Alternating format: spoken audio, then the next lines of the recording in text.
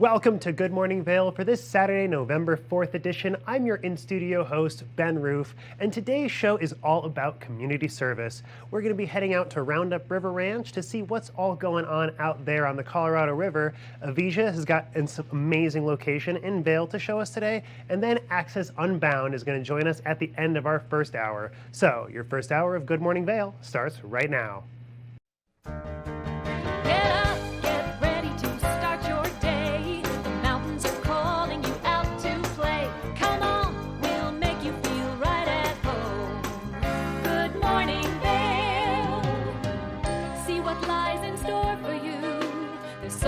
Things to see and do.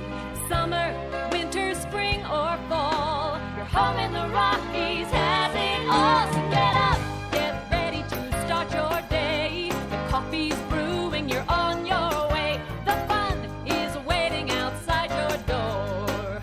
Good morning, Vail.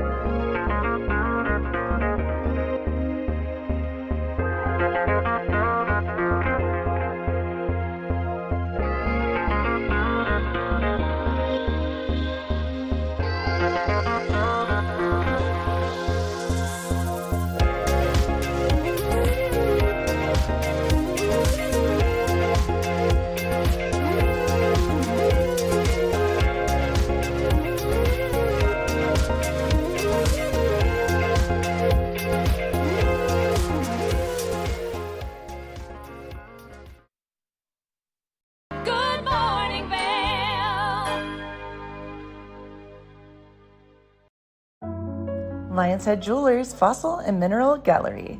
Located in the heart of Lions Head Village for over a decade, our 4,000 square foot gallery boasts a one-of-a-kind experience that cannot be found anywhere else in Vail. We carry the most exquisite array of fine jewelry, high-end minerals, and museum-quality fossils. We invite you to come in and explore all the history and beauty that nature has to offer.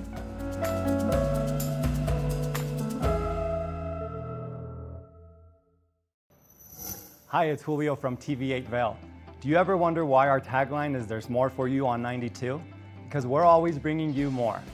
More Good Morning Vail from 7 a.m. to 9 a.m. all year long. More local coverage with Vail Vibes and Covered Bridge on TV8. More opportunities to participate with new roundtable panels on mountain perspectives and our new Spanish programming block coming this fall. Find us on Comcast Xfinity Channel 92, on YouTube, or our website at tv8vail.com.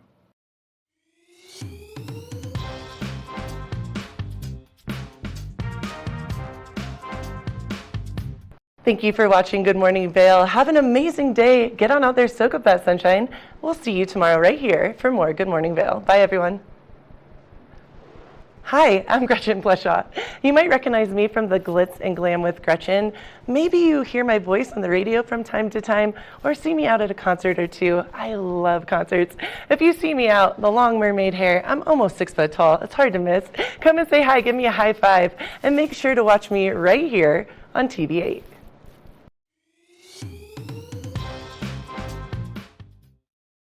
Good morning, Vail.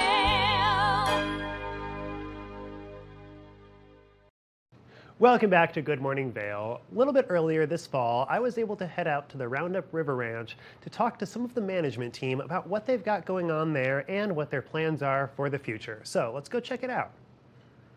We are here at the Roundup River Ranch, part of the Serious Fun network of camps, with Jen Clark and Sterling Leha, part of the management team here. And Jen, tell us a little bit about what the Roundup River Ranch is and what you guys do here. Yeah, so Roundup River Ranch, we provide life-changing camp programs for children with serious illnesses and their families, free of charge, medically supported, and they get to come out to this beautiful campsite and do your traditional camp activities like boating, archery, art yurts, a lot of different things, and having tons of fun with their peers. What's unique about our camps is that children get to come here and they get to be grouped with people that might have a similar diagnosis or illness as them. And so they spend the whole week with each other and they'll be able to bond and connect, which they might not have the opportunity back at home to do. And so that really kind of helps them create a little bit of a support network too with people who are going through a similar experience. So let me ask you this, Sterling. How does somebody get involved in the Roundup River Ranch, and how do the kids get selected? Isn't necessarily the right word, but how is that process? Sure. Well, community is very important at Roundup River Ranch. Like Jen said, it's where families can meet other families on similar life journeys. So for that reason, a lot of our campers are referred to us by physicians and nurses and medical staff in hospitals and clinics. We also have campers referred to us from schools. Parents are great advocates and often will help us recruit as they meet other parents at support network meetings and things like that. We work hard to serve the kids who need camp the most. And so we start by always working on finding kids who would not otherwise have a camp experience. And nobody has to pay for anything, correct? All of the kids that are coming out here, it's all donated time, all volunteers, all everything is kind of there to support them. So let me ask you this. Tell me a little bit about how the support network came about and how this camp kind of originated. Yeah, great question. So part of the Serious Fun Children's Network of camps, Paul Newman, the Hollywood actor that everyone's familiar with, started a camp in Connecticut called Hole in the Wall Gang Camp. And his kind of philanthropy really wanted to give back to kids that maybe couldn't go to a camp or had a medical issue and wanted to really give back to that community and make sure they can still raise a little hell and be a kid and go to camp. And so that started, and it really morphed now into about 9 domestically, but 30 kind of worldwide. So it's huge, and everyone has a similar mission. So all the camps are free, and we're all serving children with serious illnesses. So Roundup River Ranch really started with board members on the Serious Fun Children's Network who had houses out here, and they, really wanted to push having a camp out here. So we started talking to hospitals in Denver, started talking to the right people. And then we started a campaign. And as Sterling mentioned, community is amazing out here. People wanted to jump in and really help get this campsite literally from the ground up. And so it was founded in 2006 by passionate people in the community that got the right people together to build a campaign, get the campsite going, and we were able to open in 2011 to just over, I think, 200 campers. And the gates opened, and they had an amazing week-long experience. And you guys are still growing to this day, correct? You guys have just kind of gotten off of a major fundraising campaign over the course of the summer, and you've got a great program that's starting up today, too, to kind of help bring a lot of those families in together, not just the kids. So could you tell us a little bit about the family camps that are coming up this weekend and what you guys have planned for the future? Absolutely. We love our family camp programs because it's a great opportunity for the whole family to have respite together. My favorite part of family camp is usually on Sunday morning when I walk into the cookhouse, and next to the fireplace there's a couple of dads just sitting there together, and they all just know what each other are going through. And that sense of community is so incredibly important.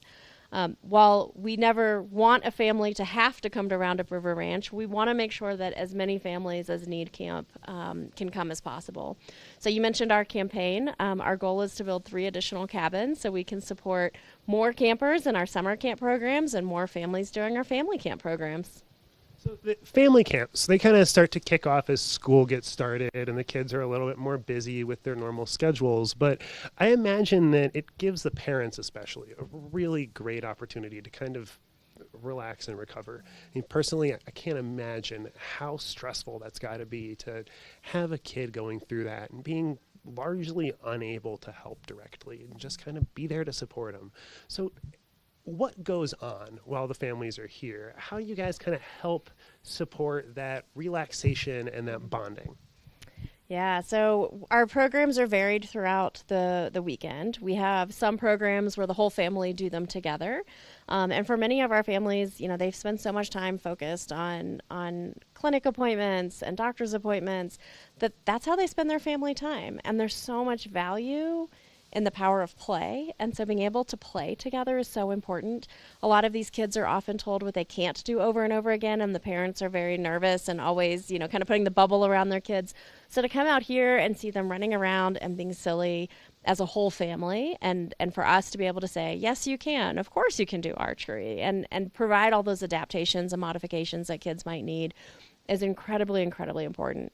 And then we also have adult-only program. And so during the weekend, we'll have spaces that the kids can get together and be kids together, and the parents can get together and support one another, have adult-only time, which can sometimes be hard when you're a caregiver for a child with a serious illness. And so to be able to say to a family, no, it's okay. We'll have nurses and doctors there. So if your child has a seizure, you don't have to worry about it. We're here. We'll take care of it. And if we need you, we'll come get you.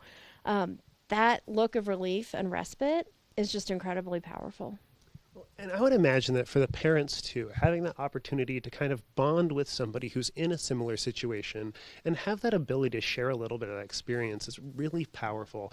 Have you heard anything from the parents after the fact about meeting up later or maintaining friendships with the other families going forward? Absolutely. And they all plan to come back to the same camp again next year. But yeah, we hear a lot of that. They'll start their own communities, share email addresses. Sometimes they'll do little Facebook support groups to really reach out and stay connected throughout the year, because when everyone goes back, they take a piece of camp with them.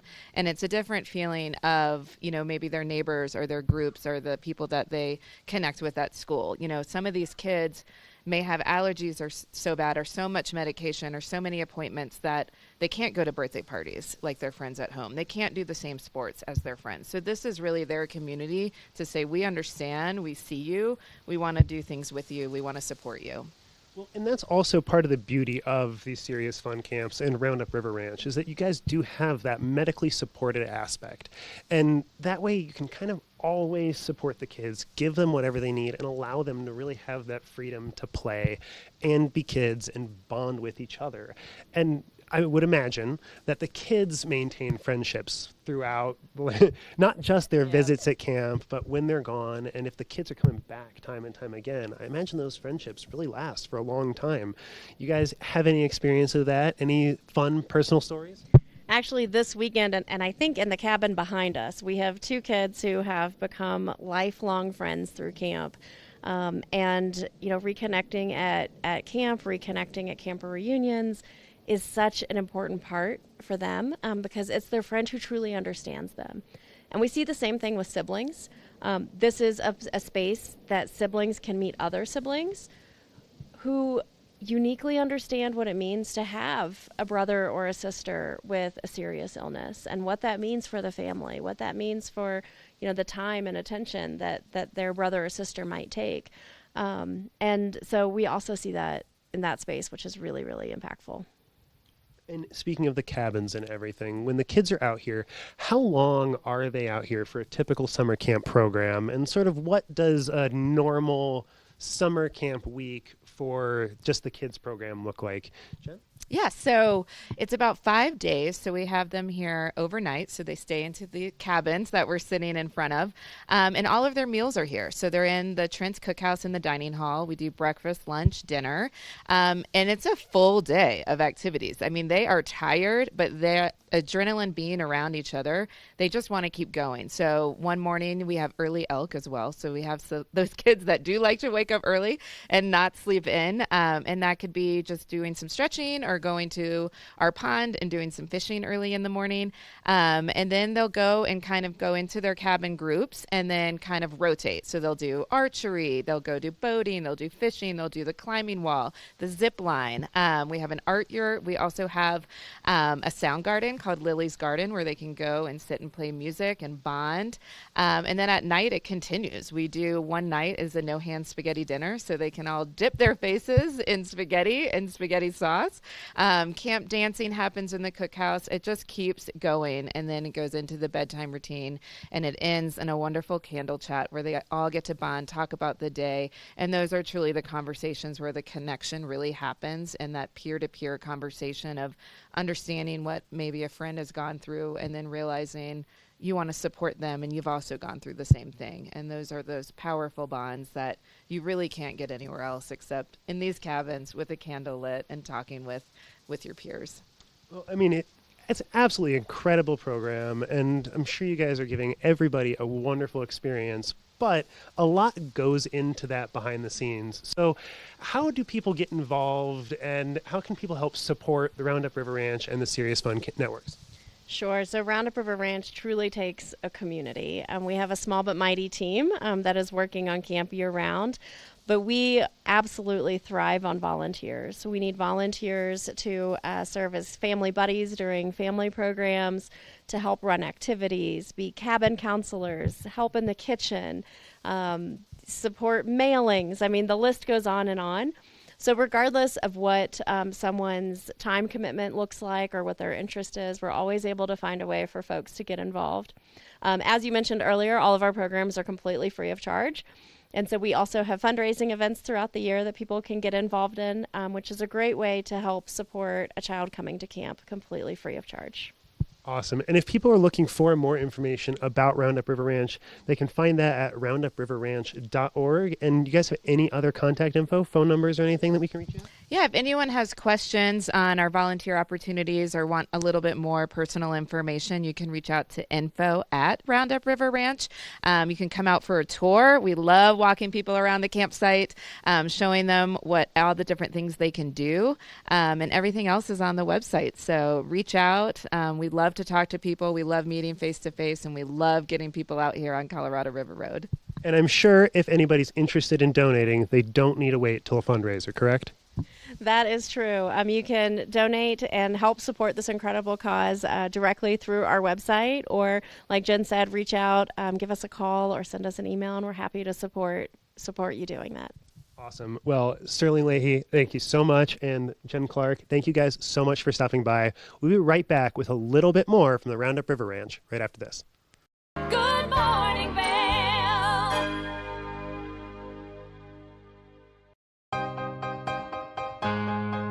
Hi, I'm Gretchen Fleshaw, host of TV8 Vail.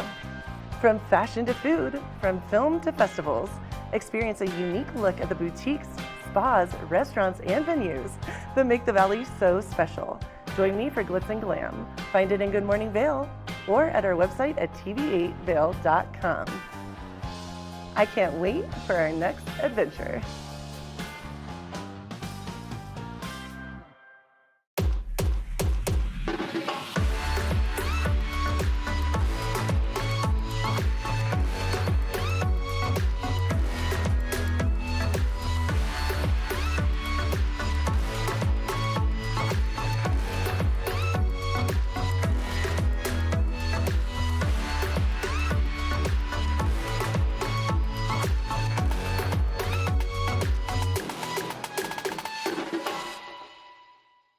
Nap Harvest, your local marketplace for fresh, locally produced products. Our indoor farmers market is open 7 days a week, featuring locally grown organic produce, prepared meals, honey from our Nap Nectar hive, furniture, cutting boards, and much more. We source and sell locally grown and produced products from the Vail and Roaring Fork Valleys. Visit us at our new location in Eagle Ranch, 717 Sylvan Lake Road, next door to Color Coffee Roasters. Hi there, I just wanted to take a moment and introduce myself. My name is Avisha Scarborough, and I'm the host of Vail Vibes, a show about all the amazing stuff going on here in Vail and surrounding areas I'm going to tell you all about so you don't miss a thing. And I just want to say that I love being part of this community, and it's an amazing place to be.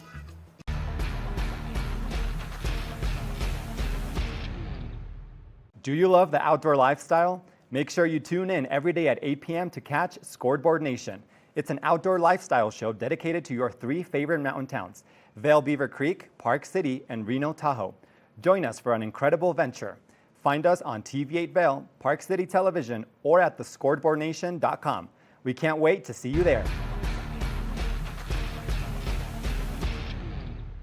At Revival Boutique Med Spa, we take an integrative and holistic approach to skincare, focusing on the bigger picture when treating our clients.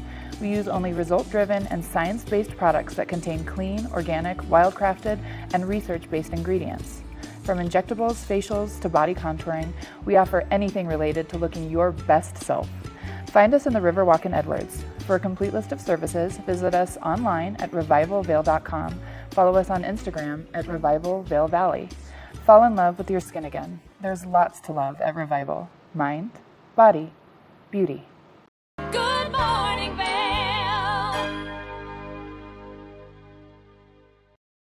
Welcome back to the show. For our next segment here, we're just going to stick out at Roundup River Ranch and talk a little bit to the medical team about all of the services that they're able to provide to the kids that are visiting their camp.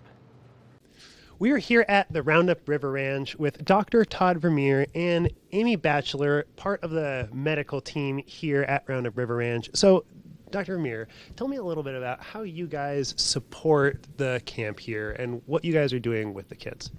So in every session, we have physician and nurse volunteers who come and join us, oftentimes specialists in whatever particular disease is the focus of a camp session.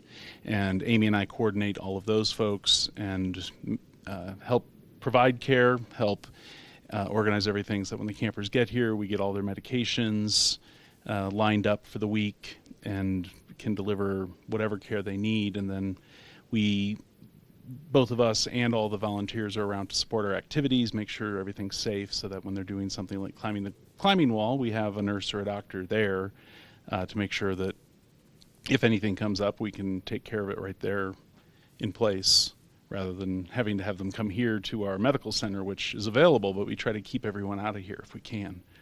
So speaking of the medical center here, what level of care are you guys able to provide, and how closely are you able to kind of monitor the various campers' conditions, Amy? Yeah, our facility is able to handle, I would say, a pretty high level of care for kids if it's needed emergency-wise. We're in touch with local emergency departments and firefighters, paramedics, so they know that we're here and we have a really great relationship with them. But as far as supporting the campers, we actually have our cabin nurses live in the cabins with them. So their cabin nurse is with them all the time, is with their cabin. So if anything were to come up as far as emergent, they're right there, as well as having all of their medications on standby with the nurses. They're all in the cabins with them. And so they actually have like a person right there at all times. So it feels very safe for them. Many of our campers are used to having quite close relationships with their nurses or physicians. And so it's comforting for them as well, and our parents when they drop off their kids. That can be really nerve-wracking. So they have lots of support here as far as medical goes. And I would imagine that that's probably super encouraging for the parents when they drop their kids off. Like, it is a pretty remote location, but to have such attentive medical staff and to have such great care here is probably super relieving. Have you guys seen anything with the kids and how just like having that little bit of extra support kind of helps the kids kind of relax and let go? Yeah, it's amazing for the kids and for the parents.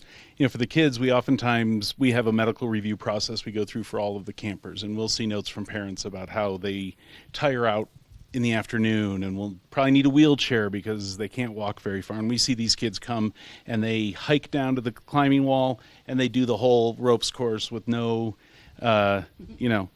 slowing down and no need for a wheelchair. And it's wonderful to see because they just get in an environment where they're with other kids, they're doing it, they want to do it, and they're not being held back. And for the parents, I think one of the most powerful experiences I had this summer was right here where we're sitting, telling parents to turn off their glucose monitoring for their child. The child had an implanted glucose monitor that connects with the phone and gives alerts.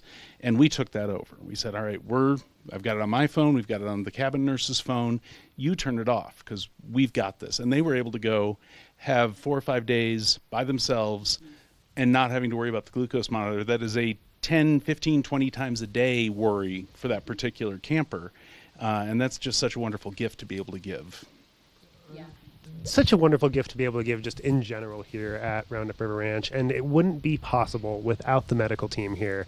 So how did you get involved, Amy, in just the program here and in this kind of care? So we're part of the Serious Fun Children's Network. We are part of multiple camps throughout the country and the world. And I actually started my journey with Serious Fun in California at the Painted Turtle, which is another camp in a sister camp, as I like to call them. And then I have worked here in 2018, and I just came back onto site full-time recently. Yeah. And what about you, Dr. Maria? Well, my wife and I have been friends of camp for years and supporters, and my wife's served in a lot of volunteer capacity, including on the board. And when the medical director, who had been the founding medical director, stepped down last year, and I spoke with the folks here because I knew and said, I'd like to talk about that when it comes time, and they brought it to me when it got posted, and we talked through it and got very excited to get to be here and be a part of everything we do. Awesome. Do you guys specialize in any particular illnesses, or do you have kind of like a area of specialty? And is that something that happens within the Serious Fun Network, that various camps kind of specialize in particular regions of illness? Yeah, so the way we do it, we break it down by weeks during the summer. So we have 6 summer sessions, and each one has a diagnosis-specific focus. So we have a week that focuses on cardiac disease, cancer and immune deficiencies, neurologic disorders. We have a week where it's a combination of asthma and celiac disease and things like that. And we then we have specialist volunteers typically, mostly from the Front Range, but also some from other states who come in to spend those 5 or 6 days here. So we'll have the specialist in that particular disease area here. And then my background is emergency medicine, so I'm sort of a generalist and take care of whatever comes. But it's wonderful to have those specialists here. They do education for the staff. A lot of our summer staff, counselors and things, are college kids who are interested in medical careers, nursing careers, and so they get some educational talks out of that. And the docs love it because many of the docs who come to volunteer are seeing their patients here at camp. And it is just a wonderful experience for them to see them as kids as opposed to as patients. But then if they get sick, they know what to do for the particular issue. They can access their medical records. They can contact the other specialists who are caring for the kids and help us make a plan. We can't do much diagnostically here. We have very limited testing that we can do beyond basic infectious disease like strep and COVID and flu.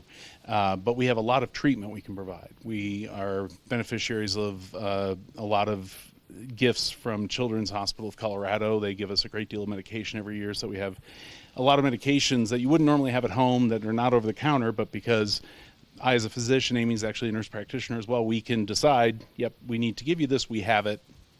If a camper shows up and doesn't have one of their medications, we may have it already, or we have some donor support to get it for the patient. We partner with our local pharmacies, Vail Health and City Market rather, and they'll get it for us. And so there's a lot we can do.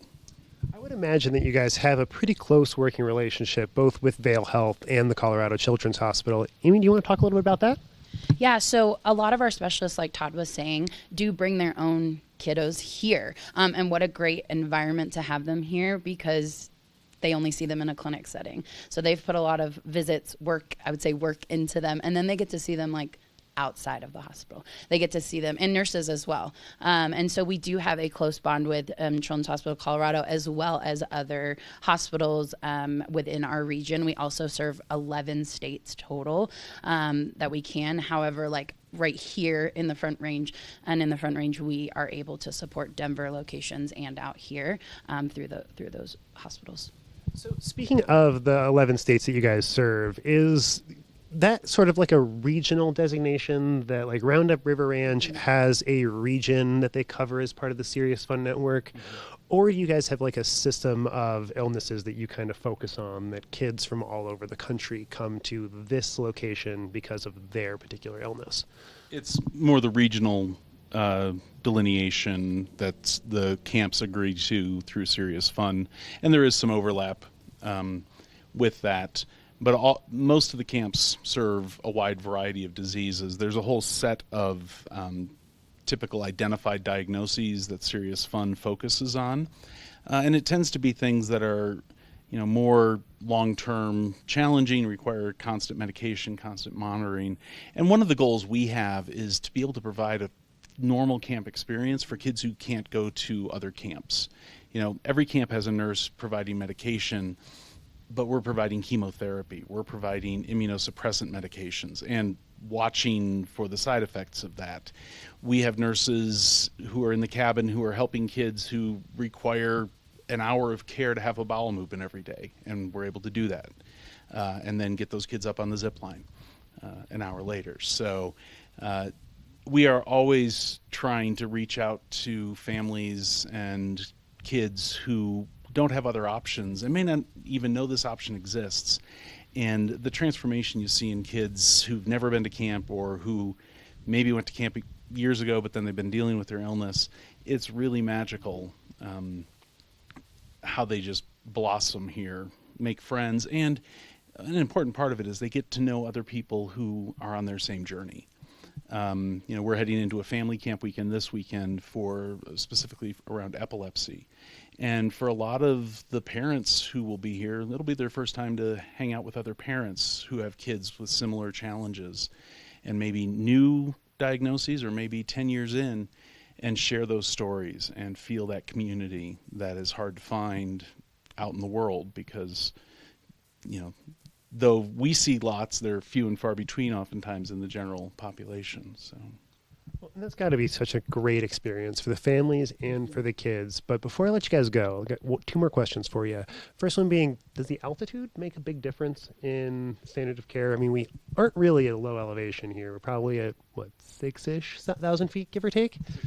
63. Yep, we're at 6,300. It can make a difference, depending again on the diagnosis. So we do, like Todd said, we do serve different diagnoses, and what we do is we accommodate for that. So we serve sickle cell disease, and we also serve kiddos who might need oxygen in a cardiac disease, and so they may need more while they're here at this altitude. Most of the time, if they're traveling from Denver or even from potentially another state that is much lower, it's really going over the passes to get here that can really be a little more of the issues. Once people are here, though, we're able to manage all of those things too, because of donors, and they have donated medical equipment and things like that, so we can have oxygen in the cabin. Everything is universal here, accessibly, and so they can take that oxygen tank portably up the zip line and go on down with it, no problem. I think one of the greatest things is, like Todd was mentioning, is how these kids blossom. There is this concept that I like to call the Me Too feeling. When a kid meets another kid that has either gone through the same journey as them or has something similar to them, maybe that's a medical device, maybe they both have the same diagnoses. I know this summer I just walked by these two 12-year-old boys. They're just sitting on the grass reading, and one of them just looked at the other one and they're like, oh, what kind of cancer did you have? And he said the exact same thing that he did, and they both paused and also just smiled and then went back to reading and playing. It was not a big deal, but it also, you could tell they had to pause to be like, oh my gosh, there's someone the same as me. Their family members, their school, they don't always have that opportunity, and it's so powerful to know that they're not alone. It just changes everything. It's absolutely incredible, and it's so great that you guys are here, and such an amazing organization. If anybody was watching us who perhaps had medical training or was interested in getting involved in volunteering for your program, how could they reach out to you guys, and what's the process in getting involved in the medical side of volunteering here at Roundup River Ranch? It's similar to any volunteer opportunities we have here. It's an application through our website initially, and then that then sends them to interview with either Amy or myself, and we do that online just as a Zoom interview to get to know them and find out what their interest is, what their background is. And we have a wide range of opportunities. I mean, throughout camp there's lots of volunteering, but for specifically physicians, nurses, nurse practitioners, PAs, we love having them come, and sometimes it's people who are very focused specifically in the disease, and a lot of those folks come from the Front Range, from Children's and Rocky Mountain Hospital for kids, and we've got a lot of folks who've been involved for a long time, but then we're getting newer people as well who are just coming out of their training or in their training. But really, the easiest way is to start on the website, and then it comes to us to get in touch and get to know them and learn more about them and let them learn more about camp and what our opportunities are like. Awesome. And that website is roundupriverranch.org, right? Yep. Awesome. Dr. Todd Vermeer, Amy Batchelor, thank you guys so much for joining us. I know you guys have a lot to get doing, get ready for Family Week, but thank you so much for taking the time to talk to us. Thank you. Good morning, Vail.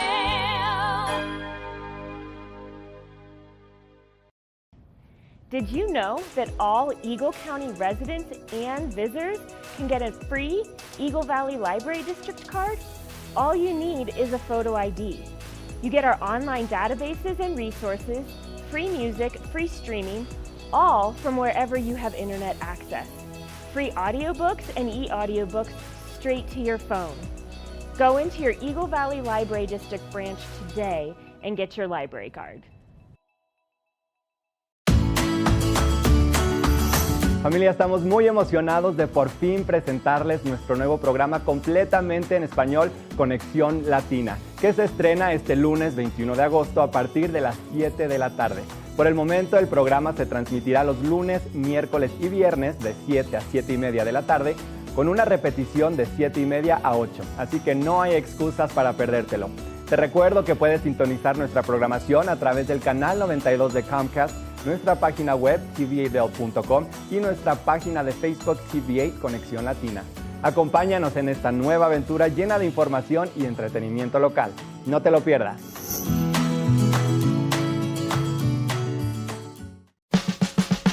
Experience the magic of the season like never before with the Leadville Railroad on our Holiday Express. Gather the family for an enchanting journey filled with dazzling displays of twinkling lights and festive decorations. Create cherished memories that will last a lifetime on this unforgettable train adventure that captures the spirit of the holidays. Booking information at leadvillerailroad.com. Good morning, Vail.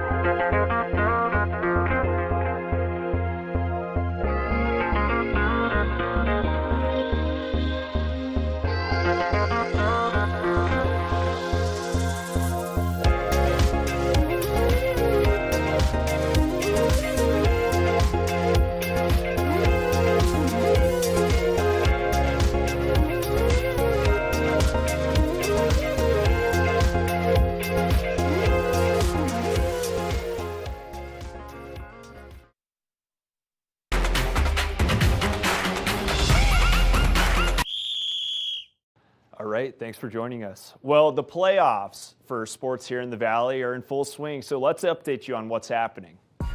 Number 3 in Class 4A, Battle Mountain Boys Soccer has been on a roll lately. They've yet to be scored on this postseason after beating Mullins 6-0 and Golden 3-0. They've got another matchup Saturday against 11th-seeded Nawat in the quarterfinals, and if they win this game, they'll head to the semis where they'll just be one win away from a state championship appearance. Moving over to volleyball, 6th-seeded Eagle Valley takes on 30th-seeded Severance High Saturday morning and will match up with 18th-seeded Meade later in the day. 2 wins will have the Devils advancing to states. Battle Mountain, on the other hand, the Cross Valley rival, enters as the 25th seed in a different bracket group and squares off against the 12th-seeded Classical Academy, who is hosting that bracket group. Then they'll try their luck against 13th-seeded Mullen after, and if Battle Mountain can win both of those games, they'll move on to states as well. So Wednesday was opening day at Keystone Resort. Ben Roof and I were there, and we'll take you through some of the sights and sounds. Well, it's opening day at Keystone, and I would say the vibe's starting to pick up a little bit here, wouldn't you, Ben? Definitely. The Stoke is alive. People are real excited, getting on the lift. The music's bumping. I am excited for ski season. Well, I'm glad we made it down to opening day. Robbie Whittle joined alongside Ben Roof. Ben, what are you looking forward to most about opening day here at Keystone? Man, I'm just excited about getting the skis on the feet and getting out there and just starting to make some turns. I mean, that's really all I'm excited about right now. We've got some good snow for this early in the season, but there's only a couple of runs open, so there's not necessarily going to be a whole bunch of room. I'm just kind of thinking about getting warmed up, getting ready to go. Yeah, I would say I am too. Let's get after it. Sights and sounds coming at you right now. Opening day, how we feeling? Feeling great, happy to start the season. Opening day, how stoked are we? We're feeling so stoked out here. Although it may be early in the season, Keystone's opening day didn't disappoint. It's been an incredible opening day. Thanks to some amazing cold weather temperatures, we've been able to make a ton of snow up on our mountain, open up the season with 2 miles of skiing on our Schoolmarm and Silver Spoon trails. We've also got a hike to terrain park on our Spring Dipper trail, as well as a beginner learning area off of our Kokomo carpet lift. With so many options, we took to the slopes.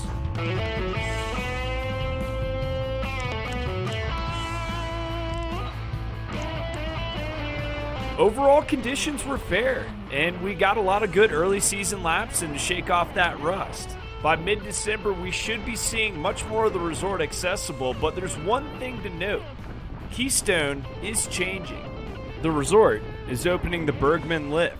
For the first time ever, guests will have access to 550 acres of lift service terrain in our Bergman Bowl and Erickson Bowl, which is really exciting. Normally when we think of high alpine terrain, we're thinking of strictly double black diamonds, advanced trails. This is actually going to be really approachable terrain for a variety of skill levels. So everybody's going to be able to get that experience of getting to the very top of the mountain, looking out across beautiful Summit County and getting to experience some amazing high alpine skiing. Normally when the words high alpine terrain are brought up, this excludes certain skill levels. However, at Keystone, that's not the case. All skill levels are more than welcome to hit the Bergman Lift, and expect this part of the resort to be open mid-December to early January. With Keystone opening on the 1st and A-Basin opening on the 29th, we're just waiting on a few more resorts to open up in our area. Vail Resort is projected to be ready to go November 10th, and Beaver Creek should be operational by November 22nd, just before Thanksgiving. I checked with Copper the other day, and they look to be up and running by November 13, and Breckenridge will be good to go by November 10th, so it'll be feeling like winter pretty soon here in the Centennial State. Over in Pasadena, California this past weekend, CU football was on the hunt for a win after falling to Stanford at home in an embarrassing fashion. They took on number 23 UCLA. After jumping out to a 3-0 lead, Travis Hunter comes up big for the Buffs as he picks off Bruins quarterback Ethan Garbers to give the Buffs the ball back on offense. The Buffs will settle for another field goal, and this will ultimately come back to bite them. UCLA working deep in CU territory. Garbers finds the open man Carson Steele in the end zone for 6, and a chance to take the lead with the PAT, which they make to go up 7-6 on Colorado. Back with the ball in the second quarter, it's Garbers again. He'll hand it off to Steele, who makes his way down the field, sifting through the CU defense, but he'll get stopped. Ball comes out, and CU recovers. Another costly turnover for the Bruins, but the Buffs won't capitalize on the fumble recovery, so they'll give it straight back to UCLA again. Garbers with the ball, looking around the field. He'll let it rip, and it's picked off by Travis Hunter for the 3rd turnover of the day. But once again, the Buffs offense doesn't put anything together. UCLA will let the Buffs hang around once again, though, as they turn the ball over again. Steele fumbles, and it's recovered by the Buffs before the half. On to the third quarter. Garbers and the Bruins offense find some rhythm as he gets Logan Loya downfield for the biggest gain of the night. Now Garbers back with it, looking downfield. He finds Moliki Matavo for 6, and the Bruins go up by 8. 3rd and goal now for UCLA. They'll run it with TJ Harden, and it's just too easy. Bruins now up 21-6 on Colorado. Colorado in danger as the 4th quarter is starting to wind down in Pasadena. They'll march down the field and put up another 3 to make this one a 9-21 game. Not what you want to see if you're a Buffs fan. UCLA back with the ball, now in scoring position. Colin Schlee with a great read here. Pulls the ball away from his running back. makes a man miss, and gets in the end zone for another Bruins 6. UCLA putting this one out of reach, and this puts the exclamation point on the game to make it crunch time for the Buffs, if you ask me. Buffs working downfield, Shedeur Sanders lets one rip, and the ball finds its way into the hands of Jimmy Horn Jr. for Colorado's first touchdown of the game, but it came too late. Colorado down 12 in this matchup late in the game to UCLA, and that's the way this one will finish. CU falls on the road to UCLA 16-28. Taking a look now at CU's remaining games, it doesn't get any easier. They take on number 16 Oregon State and Arizona as their next two home games, who are both strong teams. Then the Buffs will close out the regular season at Washington State, then travel to Salt Lake for a rivalry week game against Utah in that rumbling of the Rockies matchup, who's ranked 18th in the country currently. Now we'll shift things up and take a look at Air Force. Over the weekend, we had a matchup between the Air Force Academy and Colorado State in Fort Collins. The Falcons were able to get the job done, beating the Rams 30-13. With the win, Air Force remains undefeated on the season and currently holds that top spot in the Mountain West Conference. The Falcons move up to 17th in the country after that win, which marks the first time they've been ranked this high nationally since 2002. So if you're an Air Force fan, long time, this may be one of the best years you've ever seen for their football program. Now, just taking a quick look here at the AP Top 25. For reference, Air Force, as we talked about, moves up to that 17th spot nationally after the win over Colorado State. I said it once, but I'll say it again. It's a good year to be a Falcons fan. CU men's basketball is gearing up for a new season with the highest-rated recruit the program has ever landed. Head coach Tad Boyle is excited for the season in front of the Buffs. When asked about his team at Pac-12 Media Day, head coach of CU men's basketball Tad Boyle didn't hold back his thoughts. It's deep, it's talented, there's no doubt. You know, I go back to that first team that I coached, inherited, you know, all those guys. We were really talented offensively. Obviously, we weren't in the Pac-12 yet by then, but this is a good group. A lot of talent, a lot of depth, and yeah. A lot of returning talent is something to be excited about. However, one first-year player seems to be all the talk. Boyle says this is what to expect from newcomer Cody Williams this season. You know, every day he gets better and better, and that's what we've talked about with Cody. Is just let's just take each day as it comes. Let's eliminate as much as we can the outside noise. I want our fans to understand that there will be a learning curve. You know, and I had a chance to coach Cody this summer with USA Basketball, and you know there was an adjustment there. But managing expectations is going to be big for him, and it's something that we're going to talk about a lot, you know, as the season goes. Williams is the first five-star commit the Buffs have ever landed. In his first game in Boulder, Williams played over 26 minutes and scored 8 points. His team knows he's capable of more with time. The crazy thing about it is he's still so young. He still has so much to learn, and he's willing to learn. So he comes to me and Tristan all the time, asks us questions. I mean, we talk a lot outside of practice, hang out outside of practice and stuff like that. But yeah, he's a special talent. Colorado is favored to finish 5th in the Pac-12 conference this year, but we'll see if they can improve on that preseason mark. So CU men's basketball season began last week, and they picked up a win in Boulder against MSU Denver. So they're looking good to start off the year. We'll see if they can keep up the good work. But make sure to continue coming back to us for all the latest sports coverage here in the Valley and beyond. We'll see you next time. Good morning, Vail.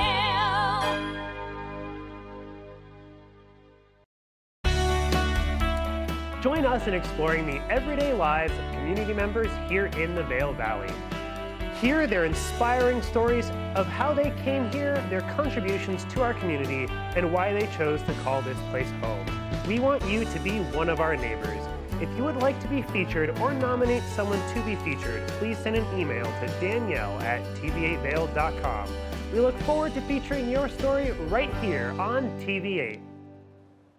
Each week on The Tech Show, you can look forward to the latest in technology and how you can use it too. We'll also chat with leading experts, and you'll find out if the latest gadget will take my money or not. Don't miss The Tech Show. Tech your local listings.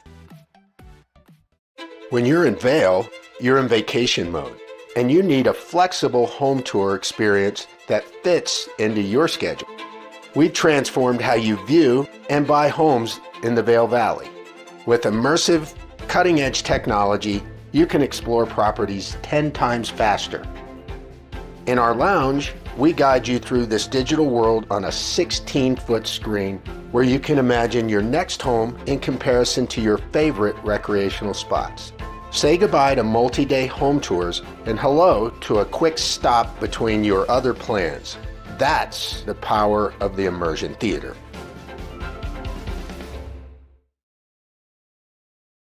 Good morning, Vail. Welcome back to Good Morning Vail. Throughout our valley, we have so many incredible organizations that are working hard to do good. And up next, we've got Access Unbound joining us to talk about how they're helping people with adaptive needs still get all the access they need to the outdoors.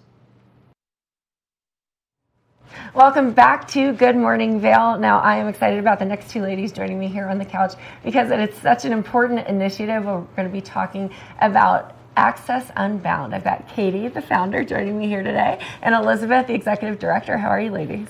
Great. Good. I'm so happy. I'm sure this is probably fun to be sitting here on the couch with somebody in a costume. It's always good to have a Halloween day. It just kicks in the start of feeling joyful and excited. So, Katie, you started Access Unbound. Tell me about it.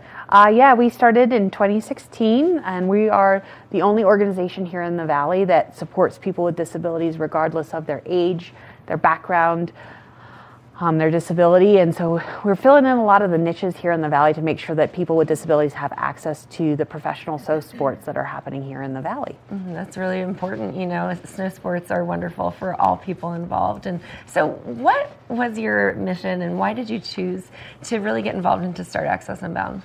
Our mission really is to enable access to professional recreational opportunities, and our focus right now has been on snow sports. And I've been involved in the industry for a long time and saw a real need here. There was a pretty large segment of our population, both here in Eagle County, but also in the greater population of Colorado, that were not having access to this higher caliber of learning experience. And so we were trying to fill that gap and make sure that everybody could have a little bit more access to that. That's amazing. So 2016. So how has the program grown? We're coming on 8 years now. Oh my gosh, it's incredible. Yeah, we've done over 900 days of access for people with disabilities. We're generally serving around 80 people per winter, growing from, a half dozen the first year. So it's been incredible and really building some great relationships and seeing some amazing accomplishments. 98% of our recipients report having a significant change or huge change in mental health. We're seeing huge growth in physical ability, cognitive ability. It's just been amazing to see the accomplishments. And we've had people who have gone through our program who have then felt the confidence to go on and try having a career and try working. It's so much more than just skiing and snowboarding, so it's a pretty powerful thing to be a part of. That's really amazing, and I would agree. It's just so cool to see people with disabilities out on the slopes because you just think about what they're accomplishing and overcoming and just people that are willing to support them as well. Yeah, it's huge. Our donors are what make this happen, and we're grateful for all their support for sure. That's amazing. So Elizabeth, Executive Director, tell me a little bit about your story. How did you get involved and how did the two of you connect? Well, I've always been passionate about sports and have recently, having moved to the Vail Valley, was digging into the adaptive sports community, and I saw what Katie built, and we were able to connect over kind of a shared love of adaptive sports and making sure that people have access. So as soon as I met Katie, I could feel, the passion and care that she had, and she's incredible at what she does. So it's been wonderful to learn from her, and I look forward to kind of carrying on the mission and working alongside her. Absolutely. So mission, Access Unbound is wonderful, but there's a larger initiative in the state of Colorado called Colorado Gives, but you're involved in Eagle County Gives. So tell me about that, and then what do we have to look forward to coming up? Sure. There's a special giving window coming up for all the nonprofits in the Vail Valley. There's 56 nonprofits as part of the Eagle County Gives Coalition, and there's a whole host across all these sectors. basic human needs, animal rescue, protecting the mountains that we explore, supporting people with disabilities. So we are all supporting one another and kind of helping each other fundraise during Colorado Gives Day coming up on December 5th. Okay. We're also part of an early giving window that starts tomorrow, November 1st. So any donations that come in between November 1st and December 5th will be eligible for incentive funds. So anybody who wants to give, your money will be maximized, your donation will be amplified. So if you're planning on giving to your favorite nonprofits in the Vail Valley, I would encourage you to go to Eagle County, Colorado Gives.org. Look up your favorite nonprofits, and you can click right through and donate tomorrow. Awesome. So Eagle County, ColoradoGives.org yes. is where you can go to give early access donations. Yep, and it'll click you right through to the donation page. You can look up missions, you can look up different nonprofits, and see the wealth of nonprofits that are in the Vail Valley, making this a very well-rounded place to live. That's amazing. Now, donors are a huge part of how you've been able to keep going. So talk to me about the partnerships, anybody that has just really made a major impact on Access Unbound. Oh gosh, there's so many. Broad question. Well, we've been, we have some incredible donors. We have had some donations that have been donors who have put up some matches for us. We have a match for Colorado Gives Day in addition to the incentive fund, and so that's been instrumental. We also have worked really hard the last few years to create a program called the Access Card. Okay. It's a program that happens in September, where we are really working with our business community and our local community to promote them, to help promote us, to help get our locals some discounts. So it's a discount card people purchase for donation to our organization, and then there's a 2-week shopping period, September 16th to the 30th. So that's been a really special kind of donor cultivation, but also getting to know the community that we're so proud to be a part of and trying to help support them as well. But then there's just so many individual donors who have just been instrumental, and some amazing, great local organizations giving grants. Vail Valley Cares, Thrift Stores has an incredible grant program that we've been honored to be a part of.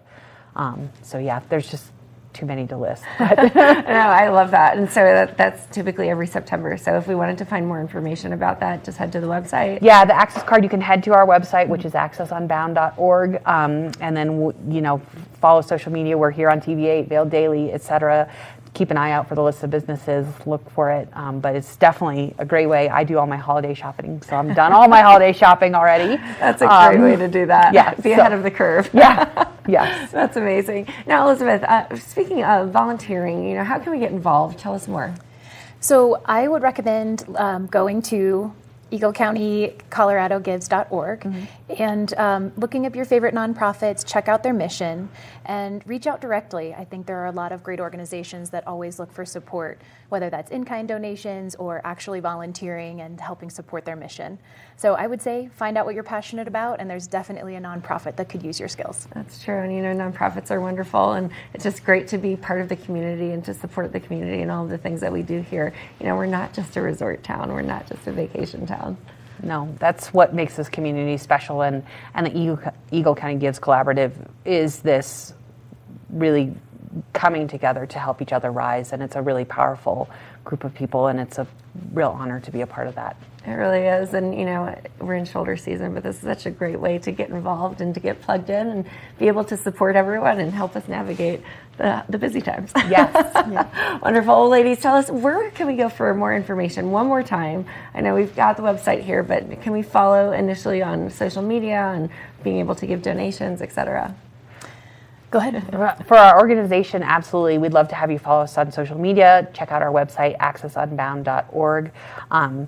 And then going to our ColoradoGives.org page for Access Unbound, specifically for Colorado Gives.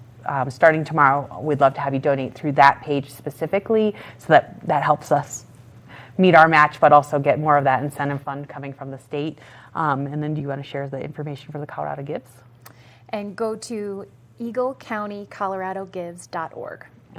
Wonderful. Yep, and we got the website up right now, so this is a great way to get plugged into our local county. Wonderful. Well, ladies, thank you so much for joining me. Now, tomorrow, early access giving, and then December 5th is when it actually is the larger scale. It's a statewide effort, yes. Statewide effort, awesome. Well, wonderful. Great to see you both. Thank you for coming on, and happy Halloween. Thank you. Happy Halloween. Absolutely. Now we've got a bit more of the Halloween celebrations coming up on our show. We'll be right back after this. You're not going to want to miss it. Did you know that all Eagle County residents and visitors can get a free Eagle Valley Library District card? All you need is a photo ID. You get our online databases and resources, free music, free streaming, all from wherever you have internet access. Free audiobooks and e-audiobooks straight to your phone.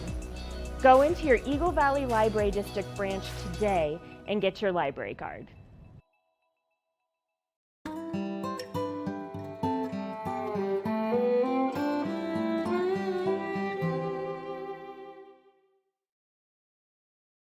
You're watching K34QB, Vail, Colorado.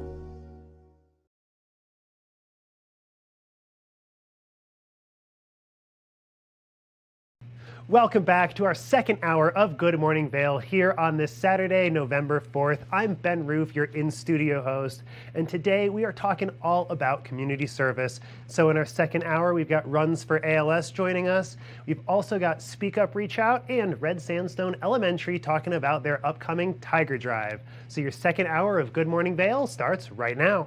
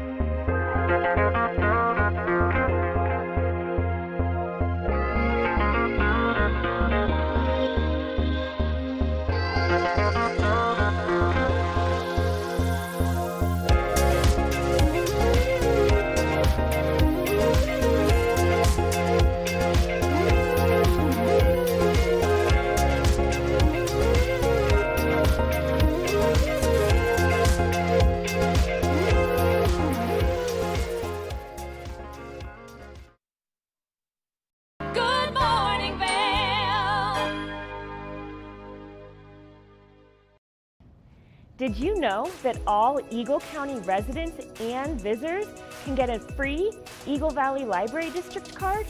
All you need is a photo ID. You get our online databases and resources, free music, free streaming, all from wherever you have internet access. Free audiobooks and e-audiobooks straight to your phone.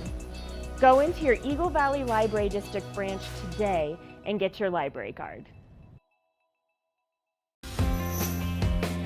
TV8 is serving the community 24 hours a day, 7 days a week, delivering content in all sorts of mediums. Take us with you on the go as Good Morning Vail and Good Day Vail are now available as podcasts. You can find us on Spotify, Apple, and Pandora. And don't forget, you can always find TV8 on YouTube, tv8vail.com, and all of our social media platforms. Just another reason why there's more for you on 92.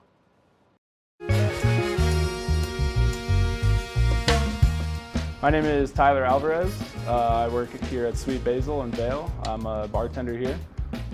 I originally came to Vail to snowboard. I slept on my sister and my cousin's couch for what was supposed to be a week, turned into 2 months, and then I found my own spot, and then kind of made friends and worked different places in the valley and kind of just fell in love with it more and more every single day. and ended up finding my way to Sweet Basil through some friends who worked here and all the great things that I heard about it. And yeah, I've been here for 4 years now. It's hard to wake up in Vail and be upset when you look outside. It's just beautiful. My favorite part about working at Sweet Basil is definitely that I could be proud about everything that we're putting out, whether it's food, drinks. We also get to be really creative here. The bartenders, the whole team here, we workshop our menus every season. So we'll start with a spirit or an ingredient, and then we get to be really creative and make a whole project of it. And then when we get the final product, it's a drink that we're all really proud of for the whole menu, and that's super fun, just being able to be creative and work with new things. And the most fun cocktails to make, though, are definitely the ones that we get to create from scratch. When people take a sip and say, oh my God, this is delicious, or they just love it. And that's probably the most fun for me, the creativity behind it and making unique cocktails. That, for me, that would be the most fun drink to make, just the one that you start from scratch and then people are excited about. I'm Tyler, I live and work in Vail. Come see me at Sweet Basil.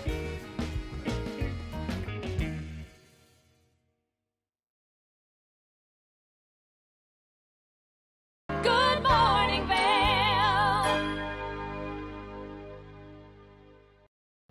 Welcome back to Good Morning Vail. Runs for ALS is another amazing local organization that's doing a lot of work to help people who are suffering from ALS, or also known as Lou Gehrig's disease. And we had them join us to talk about both their runs for ALS and their upcoming Vail Bar Crawl. Let's take a look. Good morning, Vail.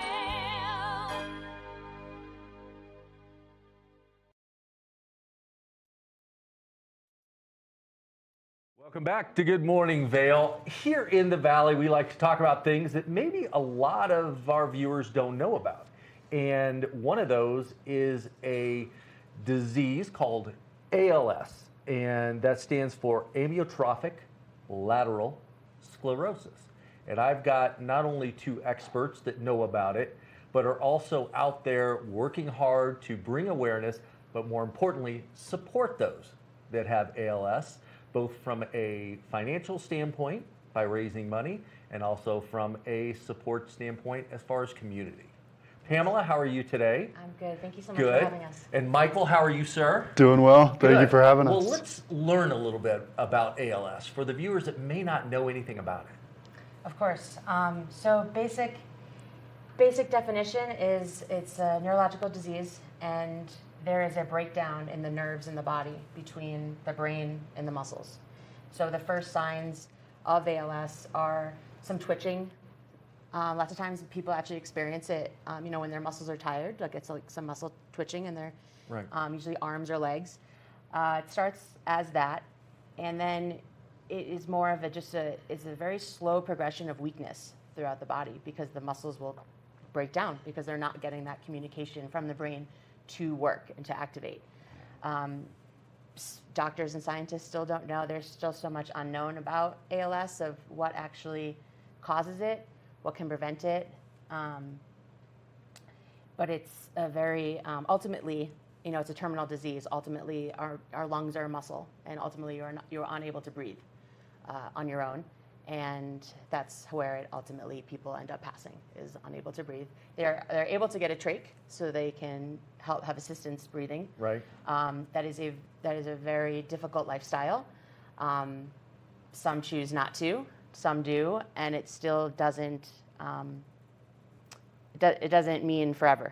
Right. With it, even still, it just can progress and have a longer lifespan if they would like. Right. Now, when I was looking at and trying to learn a little bit more about ALS myself, I saw that 90% of the cases are sporadic, which means there is no indicator, there is no family history, there's no key indicators where someone would have ALS, and only 10% is familial, where there is a history in the family, which leads you to believe, how in the heck don't we know so much about this disease? Because it's been around for a while. Like I mentioned in the opening of the show, a lot of people know it maybe as Lou Gehrig's disease. So it's been around for a while, but trying to find out and pinpoint the origin and what causes it has still been a mystery. Yes, and it is a very big frustration, for people who are more involved with it and have that maybe personal connection. You hear a lot in communication saying, ALS doesn't discriminate, because there is no. There are statistics, there are research out there. It tends to be males between 40 and 60, middle-aged males. I don't think they know why. It just happens to, those are how the numbers have shown over the past and the research that they've done. And obviously, I'm sure they're taking that into consideration as to why. But children, female, male, older, younger, it hasn't mattered with people getting ALS. So that is a big question that we still don't know. Yeah. And as with any disease, obviously it takes its toll on the individual with the disease, both from a personal standpoint, career standpoint, but then also with the family, because there's a lot of considerations that need to be made on caring for that individual now. Absolutely. And depending on how fast of a progression that people have, which the people don't know, the doctors don't know, which is also very, you just got this disease and they're not able to tell you much either. Right. You kind of have to react as it goes, which just makes the whole experience that much harder as well. You can try to prepare as best as you can and from what people can tell you, but it's literally a surprise when things start to change in your body and what you realize you can't do anymore, and having to adapt to that. And I guess I can't speak for them, but I imagine it being one of the most frustrating things is that it doesn't affect your brain and how you think and how you work, but you can't do what you think. Right. In that I can't imagine what that feels like, and to know that you can still think and do and work, like do your profession, think about it, but you can't actually do it. Right. And having to rely on that support physically, which then turns into a 24/7 care. Yep. Not just I can't drive. I just can't drive. It's 24/7, the basic things of life of brushing your teeth, getting up and going to the bathroom, eating, just the basic things of life and that you can't do on your own. Yeah, and reading about it, there's different severities, or some where people are completely catatonic, where in others there's more functionality, there's more movement and mobility, but the financial impact on individuals can be $250,000 or more a year just to get the proper care. That's not even mentioning medications that may be out there that not cure, but maybe can help and assist in some of the symptoms. So let's talk a little bit about the financial component and Runs for ALS and what you've founded and created. Right. So Runs for ALS is the nonprofit. This was created because my brother passed away of ALS in 2019. And it was in 2017 that he got the diagnosis, and we were told, they've never seen such. So ALS is very hard to diagnose. The symptoms, what happens to start in the body is symptoms for thousands of diseases or anything that could be wrong, as a first indicator. So it is really hard to say you have ALS. And I probably think that they want to rule that out as much as they can without giving somebody that terminal diagnosis as well. Right. So, but that is a very frustrating time period too, to also know something's wrong, but we don't know what. When my brother did get his diagnosis, the doctor was saying how they had never really diagnosed so early. You came in, he knew the right people to go in right away, kind of bypassed a couple steps that I think could have prolonged that. It seemed to be just in his left hand. So, and it really was like that for a while. And we thought maybe we were pretty lucky that it would be very slow progressing and we would have a lot more time. Right. In the first year, pretty much was that. And the second year was not. It happened really fast. Nobody knows why. And it is, what you find out, it is really hard to live with ALS. Right. And it's really hard to afford to live with ALS. And so we're from Massachusetts. That's where my brother lived, and I live out here now. And I would go back once a month and help if I could, just spend time with him. And I wanted to do more because it got to the point where he needed 24/7 care. My sister, he has, a family, wife and 2 kids. She was working. Kids, they needed help, and we had a huge community of help, of people doing little things. And I can't stress how really important that is for really anybody who needs any kind of help in, you don't have to ask one person for do everything. If you just have one person do one thing, and you have a community, a team of little stuff getting done, it is such a huge help and a huge impact to just have one person bring a meal, just have one person take the trash out. Right. The one less thing that is such a little thing to them, but that you don't have to worry about, and that you have other things that you can focus on, is really so huge. But it got to the point where he needed the 24/7 care, and insurance only covers so much, Right. and it really not a lot. And so I thought, we're out here skiing. We're in Vail. We're going to ski anyways. So I thought, let's do a fun little challenge. Instead of doing a walk or a run, like a lot of fundraisers are, let's ski. So I got my friends together, and we thought of this fun little, let's see if we can do 20 runs. And we can do it, but I also didn't realize how long or hard of a day it was. And it was an actual challenge. So it's a whole day. Yeah. But people loved it. It's still doable, and it was great. And we raised a couple $1,000s just by, hey, we're doing this, come, support us kind of thing. And there was probably like a dozen of us out there.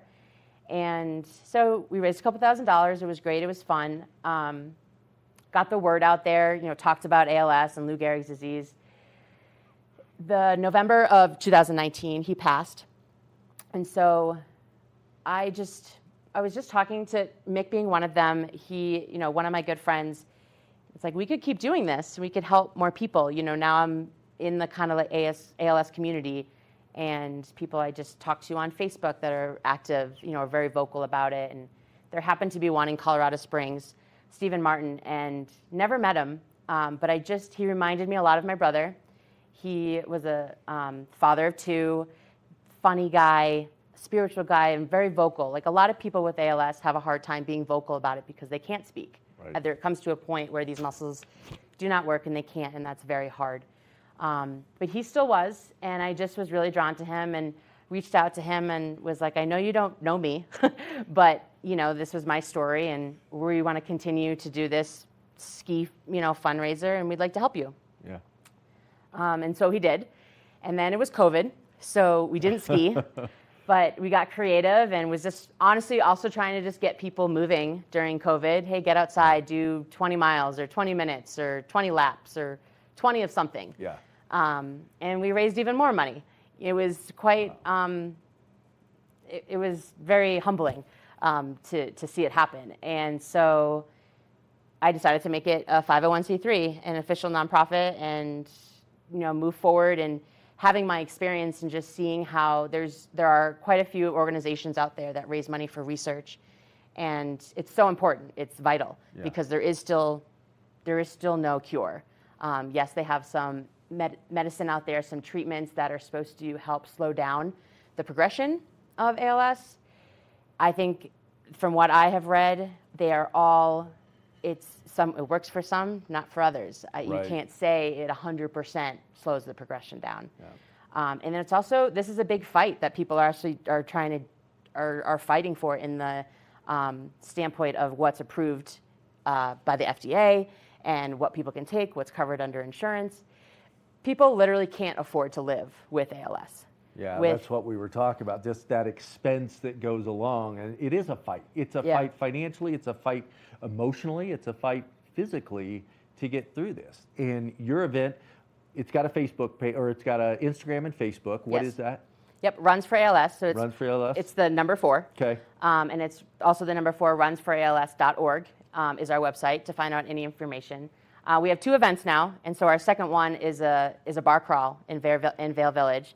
Nice. This is now going to be our 3rd year doing that, and it's a smaller event, but I was trying to just think of how to get the word out there more about us, about the organization, and because 100% of our money raised during these events go to people living with ALS. We give grants to people living with ALS. We also do support other organizations that raise money for research. Right. But our main mission and goal is to help people living with ALS. And when is that event? That's November, is it the 11th? Yep, Saturday, Okay. November 11th. The crawl itself will happen between 5 and 8. Okay. So if people work till 6, like that's okay. Yeah. They can come and Get crawl. out there and participate. Yeah, they can crawl anytime between that range. We have 5 locations. Okay. So our like home base for the event is at Cucina, which is at the Lodge of Vail. Yep. So people will check in there. I'll be there, check people in, give a little spiel, a rundown of what they need to do, and they'll get a crawl card that'll have each of the locations on there. It's a little bit different, people, you don't have to just go and get a drink. Yeah. We wanted to make it fun. We wanted to make it so if people didn't want to drink, they didn't have to participate. There will be a challenge or an activity at each location that you don't necessarily have to do well at to participate either. So it's a little more interactive. Yeah. You get the community involvement, you get the awareness aspect, and of course, what we're after is that fundraising component to help the research and help the individuals. Yeah, and so a big part of this event is Cucina donating 25% of the food and beverage sales during that day. So they're going to be open from 3 to 9. We'll be there hanging out. So even if people don't want to crawl, or if they can't, if they're available in the afternoon, come have lunch, come watch some football. That's still a great way that people can get involved, find out a little bit more, contribute a little bit more if they can't actually crawl. But we are super thankful to Cucina. Yeah. We have Pazos, Vail Brewing Company, Vendettas, and 10th Mountain Whiskey. Those are our 5 locations. Wonderful on the places. crawl we're super thankful for them. Everyone every year, I know we've only done it twice, but every year people just say how much fun they have, and it's for such a great cause that, it's generally a slower weekend now. Vail Mountain opening a little bit earlier. Yep. We noticed it is a little bit slower, and the locals, it gives a good excuse for the locals to get out, support some local businesses, bring them some business, support us, and hopefully learn more about ALS at the same time and how they can be involved and hopefully then come to our ski event in March, the 20-run challenge. Building it up and keeping it doing. Well, Pamela, Michael, thank you for all you do. Viewers, get out there, 1111 runs for ALS. Get on the Facebook page, but more importantly, get out there and participate. This is a great event. Thank you so much. We'll be back soon with more Good Morning Vail. Good morning, Vail. Nap Harvest, your local marketplace for fresh, locally produced products. Our indoor farmers market is open 7 days a week, featuring locally grown organic produce, prepared meals, honey from our Nap Nectar hive, furniture, cutting boards, and much more. We source and sell locally grown and produced products from the Vail and Roaring Fork Valleys. Visit us at our new location in Eagle Ranch, 717 Sylvan Lake Road, next door to Color Coffee Roasters. Familia, estamos muy emocionados de por fin presentarles nuestro nuevo programa completamente en español, Conexión Latina, que se estrena este lunes 21 de agosto a partir de las 7 de la tarde. Por el momento, el programa se transmitirá los lunes, miércoles y viernes de 7 a 7 y media de la tarde, con una repetición de 7 y media a 8, así que no hay excusas para perdértelo. Te recuerdo que puedes sintonizar nuestra programación a través del canal 92 de Comcast, nuestra página web tva.com y nuestra página de Facebook TVA Conexión Latina. Acompáñanos en esta nueva aventura llena de información y entretenimiento local. No te lo pierdas.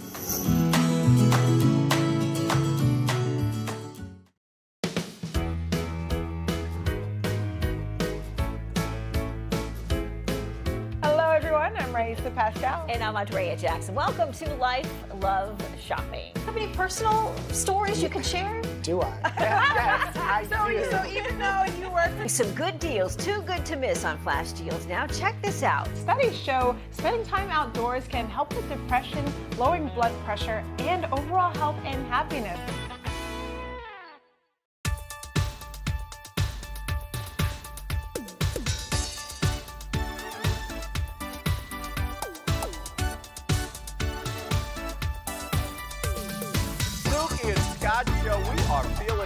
today. Great show on the way. Absolutely. Welcome to our show. I'm Suki. I'm Scott. And we are feeling good today. You know why? Because we had a great show.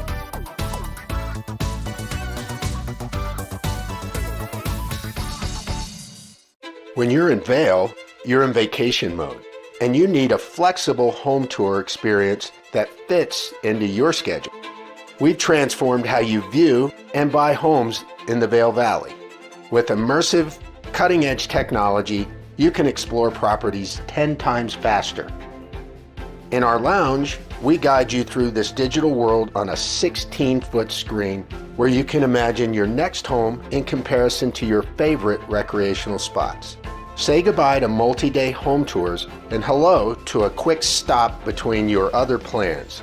That's the power of the immersion theater.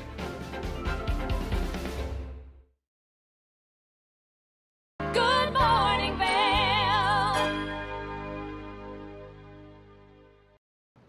Welcome back to Good Morning Vail. I'm not sure if you're aware, but Red Sandstone Elementary is the only public school in Vail, and every year they do their annual Tiger Drive, which helps them raise the money they need to help support the school in the town of Vail. And we had them join us on the couch a little bit earlier this week to talk about that upcoming event. Good morning, Vail.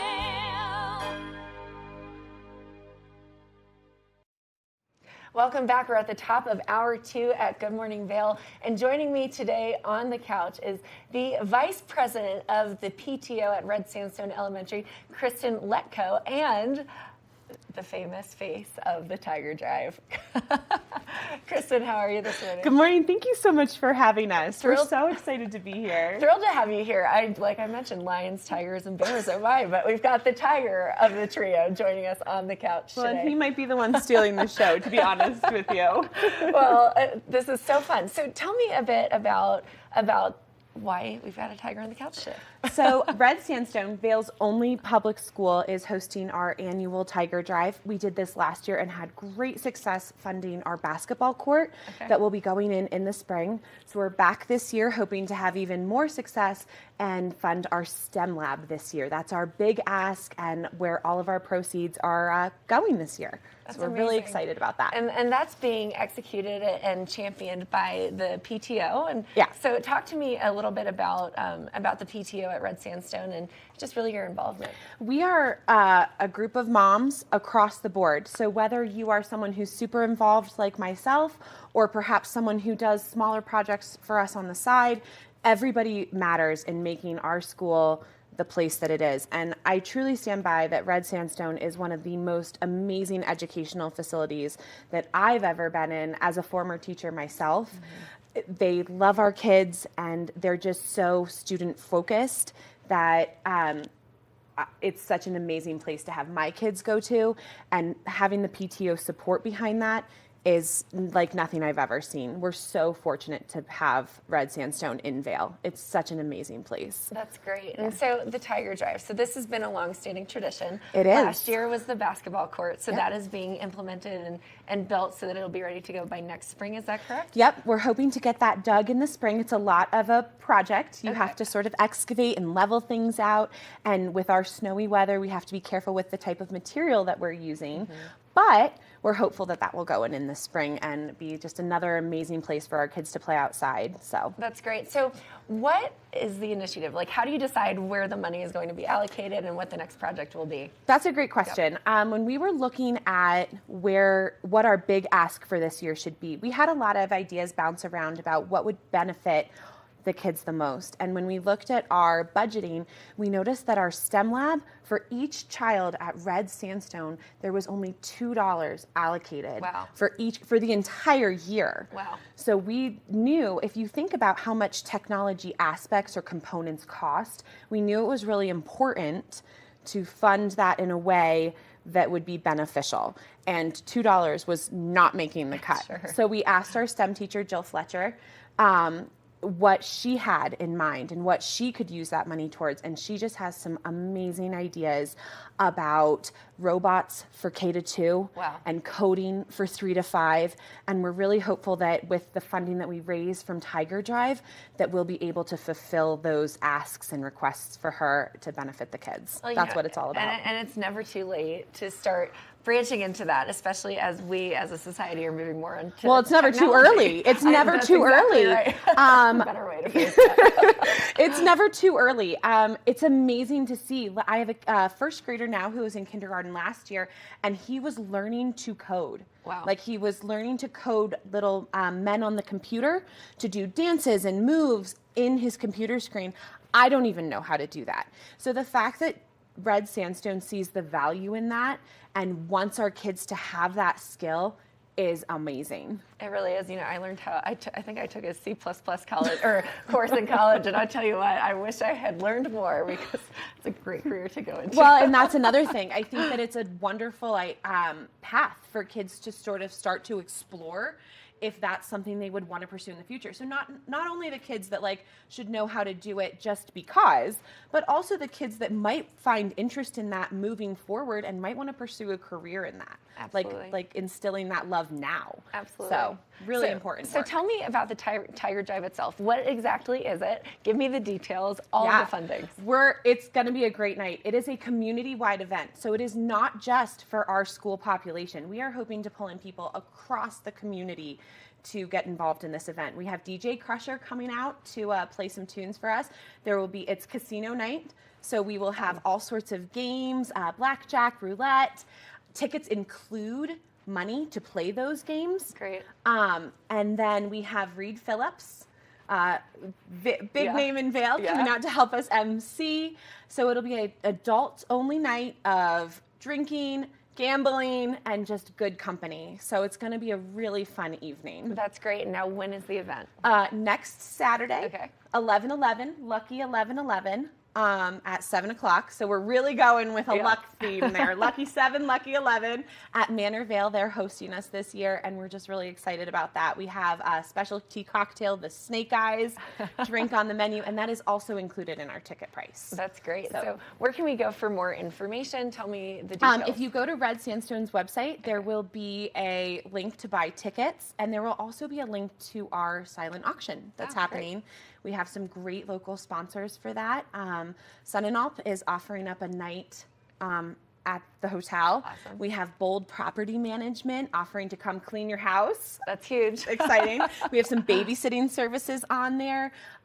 2 Arrows, Kaleidoscope.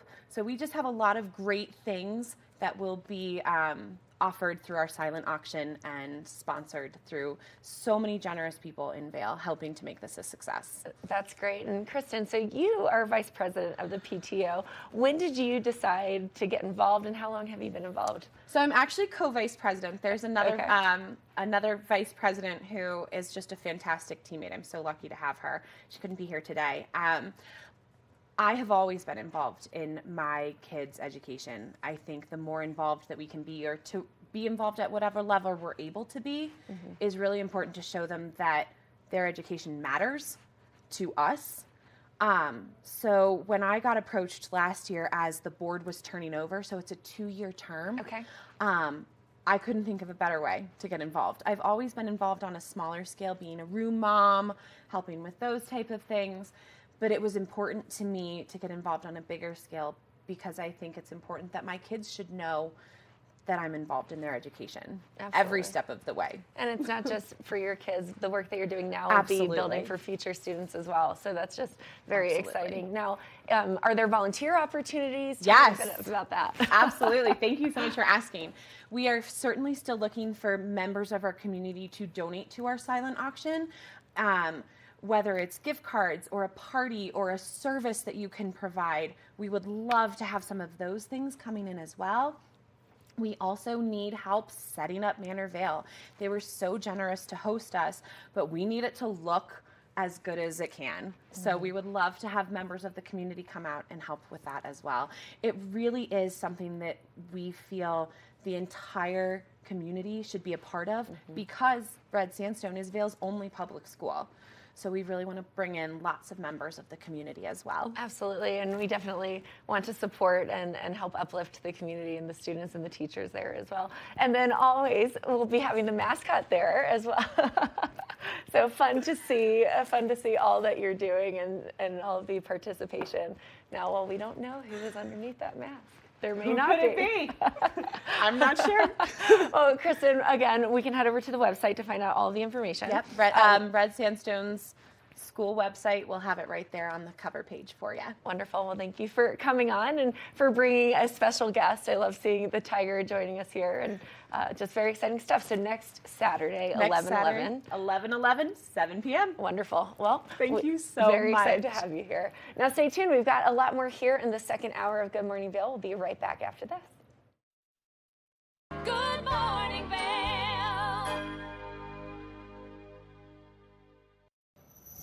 Hi, it's Julio from TV8 Vail.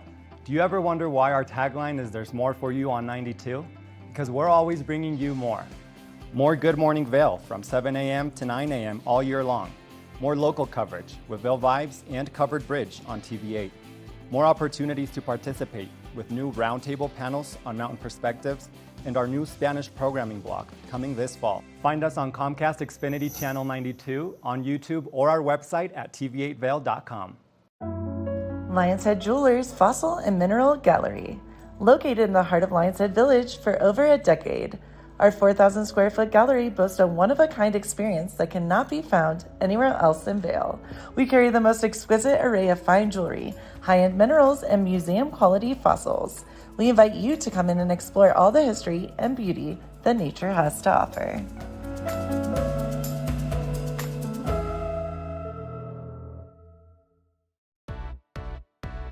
Hi there! Are you ready to explore famous neighborhoods from New York City to Kentucky? Watch The Neighborhood with host Nicole Newman. Featuring famous people, unique history, and delicious places to eat and drink. Our viewers get an inside personal look at each neighborhood. With each episode we learn, grow, laugh, and live like a local, not just a visitor. Welcome to The Neighborhood. Check your local program schedule and tune in.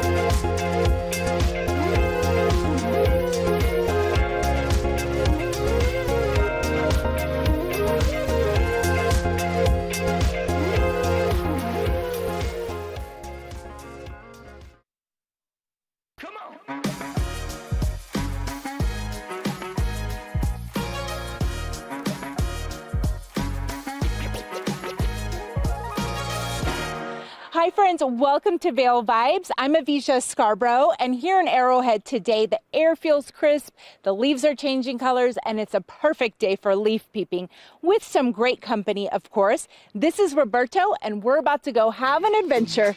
Let's go, Roberto. Ready? All right.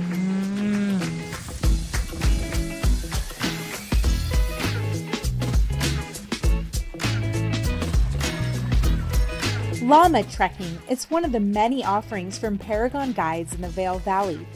Co-owner Will Elliott says people love being around these cuddly creatures. I just think they're a big animal that people aren't around a lot, opposed to like a dog or a cat. You know, you put them on the horse spectrum, but I think they're a little friendlier than horses. I could be biased. And his favorite thing about them? That they carry my stuff. Llamas can carry about 20 to 25% of their body weight. What's in the pack? Pack's lunch. So they're the perfect companion for hiking or picnicking. Will says you won't get much drama with his llamas because of his unique training techniques. I think llamas get a bad rap about spitting, and some do. And one way we've kind of reacted to that is we spit back at them using a bike bottle.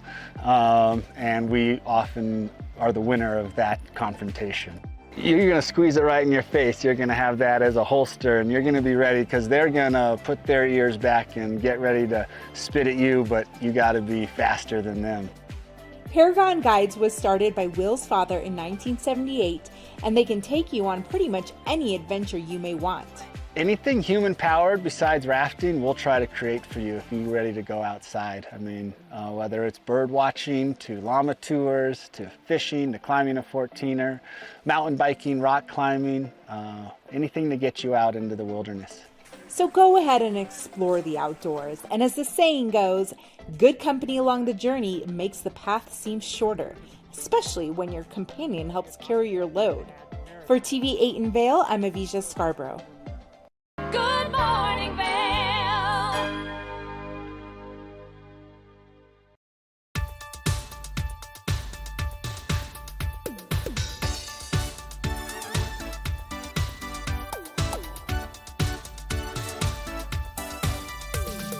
Dookie and Scott show. We are feeling good today. Great show on the way. Absolutely. And welcome to our show. I'm Suki. I'm Scott. And we are feeling good today. You know why? Because we had a great show.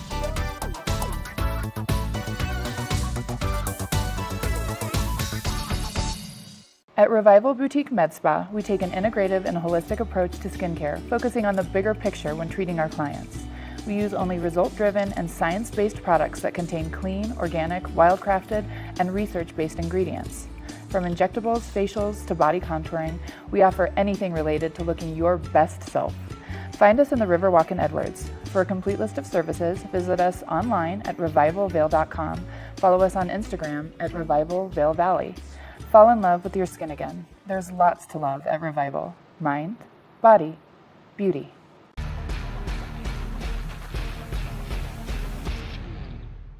Do you love the outdoor lifestyle? Make sure you tune in every day at 8 p.m. to catch Scoreboard Nation. It's an outdoor lifestyle show dedicated to your 3 favorite mountain towns, Vail Beaver Creek, Park City, and Reno Tahoe. Join us for an incredible venture. Find us on TV8 Vail, Park City Television, or at thescoreboardnation.com. We can't wait to see you there. Nap Harvest, your local marketplace for fresh, locally produced products. Our indoor farmers market is open 7 days a week, featuring locally grown organic produce, prepared meals, honey from our Nap Nectar hive, furniture, cutting boards, and much more. We source and sell locally grown and produced products from the Vail and Roaring Fork Valleys. Visit us at our new location in Eagle Ranch, 717 Sylvan Lake Road, next door to Color Coffee Roasters. Today, we bring you the first part of our global broadcast exclusive conversation. The streets of Tahrir have once again been filled. Key issues here at the United Nations Climate Change Conference remain unresolved. Police are saying the protesters to move further and further away. I'm Amy Goodman. And I'm Juan Gonzalez. And those are some of the headlines. This is Democracy Now! Hey there, on Good Day Vail, I am so thrilled to be talking about TEDx Vail. And if you don't know much about TED or TEDx, it is an episode that you need to watch. And it's all about helping spread fabulous ideas and creating behavior change that it really can have a humanitarian aspect. So stay tuned and watch our episode today on Good Day Vail. TV8, there's more for you on 92. Serving the local community 24 hours a day, 7 days a week. Good morning, Vail.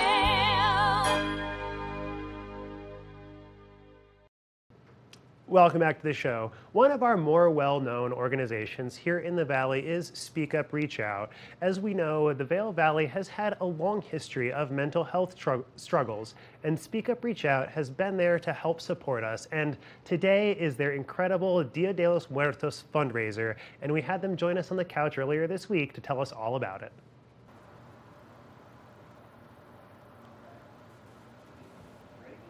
Okay, listo? Should I say ready since we're switching gears now? Yeah. to English? All right. Nick, should I say welcome back since this will be on Good Morning Vail, or what should I?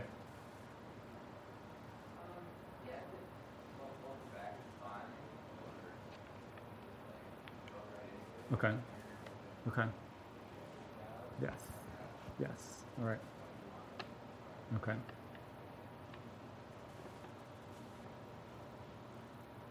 All right, we're continuing to share more information with you here on Good Morning Vail. And joining me on the couch is Elian Marquez from Speak Up, Reach Out, a nonprofit organization that does a lot of work regarding suicide, intervention, prevention, generating awareness. They do tons of trainings, workshops, and he's here to talk all about it today because unfortunately it's a topic that continues to affect millions of people, communities, families all over the world. And it's so important that we open up these spaces to talk about everything they've got going on, everything that they work on regarding this topic. So Elian, thank you so much. Thank you for joining me. How are you doing today? I'm good, thank you. Thank you for having Speak Up, Reach Out. Absolutely. Tell me a little bit about your role. You're the youth and Hispanic and Youth Program Specialist, correct? So tell me a little bit about what you do, and then we'll go into more specifics of what Speak Up, Reach Out does as a whole.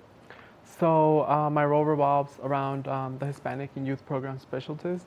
So a lot of, it's mainly targeted towards the youth and being able to be at Youthapalooza or all these events that are created for the youth. But more than that, my role is created to really prevent suicide prevention around the Hispanic community. So that's a little bit about my role with Speak Up, Reach Out. Perfect. And now, I mentioned you guys do intervention, prevention, workshops, trainings. Tell me a little bit about what you all do and how you are all able to do such amazing work in the community. So Speak Up, Reach Out is the Suicide Prevention and Coalition of Eagle County. We do a lot of suicide prevention inside the schools, a lot of school-based programs, which are evidence-based, starting off from 5th grade all the way to 12th grade. And according to their age, we have a specific signs of suicide or a specific training, depending on the age group. Yes, depending on their age group. If they do require an intervention, we do have someone from your Hope Center join us. So our organization mainly revolves around that prevention part.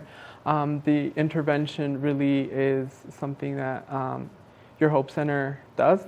And they do that as well inside the schools. When we offer our school-based our school programs, like I mentioned, they're evidence-based. We do hand out a survey asking the students, do you have a trusted adult? How are you feeling? Are you feeling a certain way? Are you concerned about another friend or family member or stuff like that? And according to how they answer, we have someone from your Hope Center do the intervention part. and asking, having a screener and stuff like that for school. Yeah, absolutely. So this was all kind of the school-based programming, but I know you also do events in the community. You offer also trainings for maybe organizations who want trainings like this. Talk to us a little bit about that and what that looks like, out in the community. So we're able to offer all of our programs and trainings for free. Okay. So if anyone requests, or let's say here at TV8 wants to do a training for you and your staff, we're able to come in and have a QPR training, which is an hour and a half long. Okay. But for our community, we have weekly QPR, bi-weekly QPRs, which you can find more information about at speakupreachout.org. Okay. But we offer youth mental health first aid, assist, which are all trainings. We do require that you sign up for them, which kind of gives us, at some of these, we offer a snack or light lunch or stuff like that. Okay. So we prefer to know beforehand. Perfect. Now, speaking of these trainings, what do they look like? You mentioned QPR. What does that stand for? Or what can folks expect at some of these trainings? Do you all bring speakers? Do you all do the trainings yourself? Kind of what does that look like in terms of the trainings? So our training, QPR, is Question, Persuade, and Refer. And we do also offer our event series, which is just us bringing in a keynote speaker that talks about something related around mental health and suicide prevention. Okay. Or like this upcoming September, we have our annual memorial ceremony, which is an opportunity to remember the people who we've lost, but is for suicide survivors. Okay. So it's just a safe space that Speak Up, Reach Out has created over the years, and where a lot of people who have lost someone to suicide come together and share a little bit about their journey around the people who they sit around, and it's such a wonderful space. Yeah, and I love that you mentioned the word safe space, right? Because a lot of the times, we don't talk about suicide, or we might feel that we're alone in this process, or, all sorts of stigmas and stuff around suicide. So the fact that you all provide these opportunities, not only in terms of the trainings, which obviously is super important, but also, community events, social gatherings where folks can come together and remember their loved ones. I think it's super special. You mentioned the September 10th memorial ceremony. Talk to us a little bit more about that. I know it's going to be at 4 Eagle Ranch, which is a super cool space. What are the times or some of the activities maybe that you all have planned for this? Right. So our memorial ceremony, will take place on September 10th. Okay. It's for anyone in our community that has gone through suicidal ideation or is a suicide survivor, has lost anyone to suicide. Okay.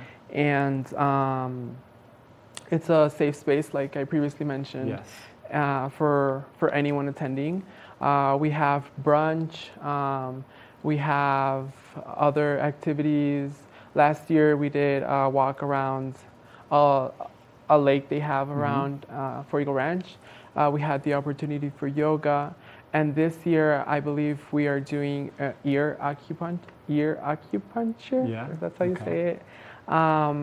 As well, we will have our butterfly, which was created by a local artist as well. And having the opportunity to connect with other people who have been around, who have lost someone in a similar way, is our main goal, to be able to remember and create the safe space. Yeah, absolutely. So that'll be on September 10th at 4 Eagle Ranch. Do folks have to register? Because I know you mentioned previously a registration process for other events. Is that the same for the memorial? Yes, we do require previous registration, just because we're offering brunch and we want everyone to enjoy themselves and being able to accommodate everyone. So we do prefer registration. Perfect. Well, Elian, I don't know if you'd like to share maybe your contact information, social media. You obviously mentioned the website, which has tons of useful information, resources. It has all the information to your event. So if you want to share any other contact information for folks to get a hold of you, how can they do so? They can reach me at elian.marcus@speakupreachout.org. Okay. Or they can follow us in Facebook or Instagram at SpeakUpReachOut. Okay. And we're constantly updating our socials. So you have the newest events. And yeah, I did want to mention before we leave go ahead. that we do have auditions going on for This Is My Brave, which is a show that will be taking place this October. Okay. And it's healing through storytelling, whether it's a poem, essay, any way you want to express yourself. Okay. We would love to hear your story, and yeah.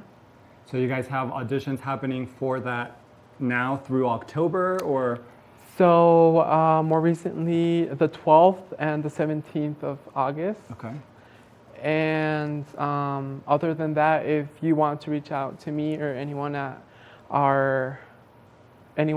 on my team, you can do so through the speakupreachout.org. Yes. And we can get you, if none of those dates work for anyone, we can set up a time. Perfect. So what I'm hearing is kind of like a talent show, kind of like an open mic situation where folks can express themselves through different forms of art. Yes, through different forms of art. Telling your story, whether it's been depression and or any other mental health illness, okay, and how you overcame that through whatever it may have been. Perfect. Well, we'll have to check that out. Thank you so much for joining us today, Elian, sharing all this super important information with our community. We are going to take a short break, but stay tuned for more of Good Morning Vail. Listo. Se me seguía cayendo esto. Oh, my.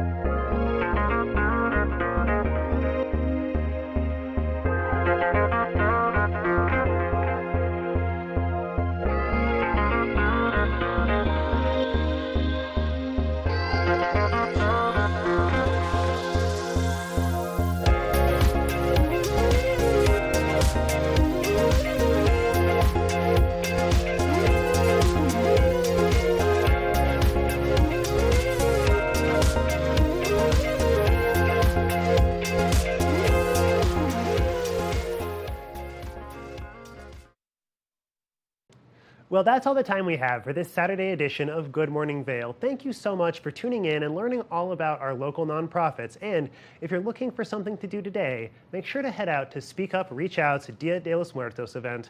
I hope you guys have a great Saturday. Until then, this is Good Morning Vail, and I'm Ben Roof. Good morning, Vail. See what lies in store for you. There's so many things to see and do. Summer, winter, spring, or fall. Your home in the Rockies has it all. So get up, get ready to start your day. The coffee's brewing, you're on your way. The fun is waiting outside your door. Good morning, Vail. Are you looking for exciting and nutritious recipes to cook at home? Watch Colorful Cooking with Tracy Miller on TV8 Vail. Tracy brings you the best in fresh and healthy foods for the active outdoor lifestyle. Stream online at tv8vail.com or find us on Comcast Xfinity Channel 92. There's more for you on 92. Tune into Coffee with America and start your day in the right direction, where we go over the latest and greatest in health, lifestyle, entertainment, and more. Start your day off on Coffee with America.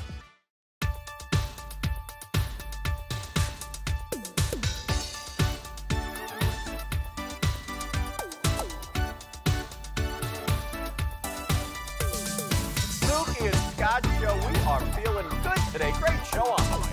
Absolutely. And welcome to our show. I'm Susie. Hi, Scott. And we are feeling good today. You know why? Because we had a great show.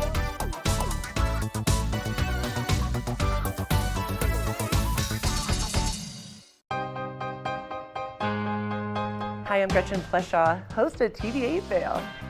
From fashion to food, from film to festivals, experience a unique look at the boutiques, spas, restaurants, and